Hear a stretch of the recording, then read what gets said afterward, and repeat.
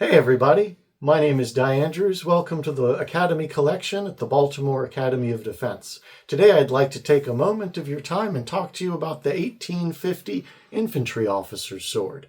Also known as the M1850, this sword was introduced according to new regulations for all staff and field officers. The one I have in my hand is a line officer's variation, and it represented a significant upgrade to the kit that the officers at the time were carrying. This sword is based very heavily on the French 1845 pattern sword, and if you'll examine it, you can see we've got one right over here we can take a look at. We can see that they are almost identical. The biggest difference is going to be the adoption of a spear point on the US 1850 model. Like the French sabers they're modeled on, the American sabers of this period typically feature brass guards in comparison to some of the English sabers at the time, which were more likely to feature steel. The sword itself has a 30 1/2 inch blade and weighs 892 grams. We can see the point of balance is relatively close to the handle here, which gives the sword a rather nimble point while still possessing a fair amount of authority in the cut. In my experience, the American 1850s do have a little more nimbleness in the point, and the French swords have a little heavier cut, which is of course quite interesting, especially considering the emphasis that the French gave into the use of the point in their styles of fencing at the time. The addition or the change into the spear point, again, is an excellent choice for thrusting, as well as allowing for a large sharpened area on the back edge of the sword. Now, you do find occasionally swords sharpened here, but more often than not, they tend to be only sharpened on the front edge. Now, this sword has never been sharpened, and you can see it retains its original cross polish here at the base.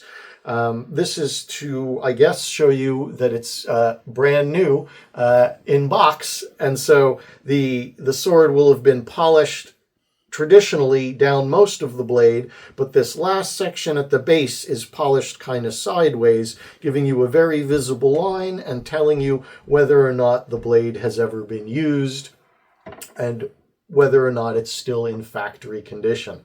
Now we can tell by the leather scabbard that this sword came with that this is a line officer's variation. That is also evident by its 30 1/2 inch blade. There is a mounted officer's variation with a 32 inch blade, as well as a general officer's sword, which has a longer blade and a slightly more decorated guard. I've got an example of that over here. Maybe we'll show that blade in another video. These swords were made under government contract by the Ames Manufacturing Company of Chicopee, Massachusetts. The maker's mark is here at the base. Additionally, as we said, we've got the brass guard, we've got some brass wire, and a shagreen wrap on the handle.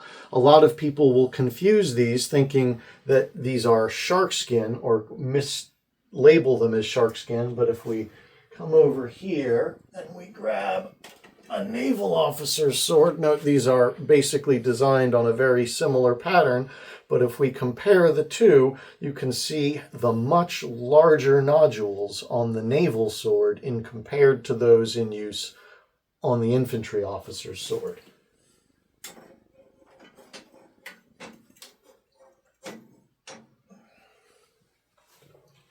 The larger nodules on the shark skin offer a much better grip, but especially in wet conditions, but that really, really rough texture can actually be a bit too much when you're not under those wet conditions. And so, although often referred to as shark skin, these are actually typically eel skin or also known as shagreen. We finally have a little bit of some floral decorations here at the base. These are only seen on officer swords. You'll see these very common style of pommel cap on a large number of American swords, starting with these 1850 production and then on to the 1860s as well. The officer swords, as I said, are marked by the addition of this floral pattern. Now, this is an officer sword in general, but they would frequently have a great deal of etching. This is probably an earlier sword. We can tell that because it doesn't have the etching. Also, it came with a leather scabbard. These leather scabbards were part of the original order in order to keep the price down. As ordered from the manufacturer, these would have been $15 in leather scabbards, or $20 with the steel scabbards, which later came into use, presumably because of issues with durability with the leather. If you enjoy this sword and you'd like to see some high-resolution images of it, you can check them out on my Antiques webpage, Academy Arms, link in the description below. And if you've enjoyed learning about this sword and want to find out more about American swords or American swordsmanship, check us out at academyofdefense.com, and we'll see you next time.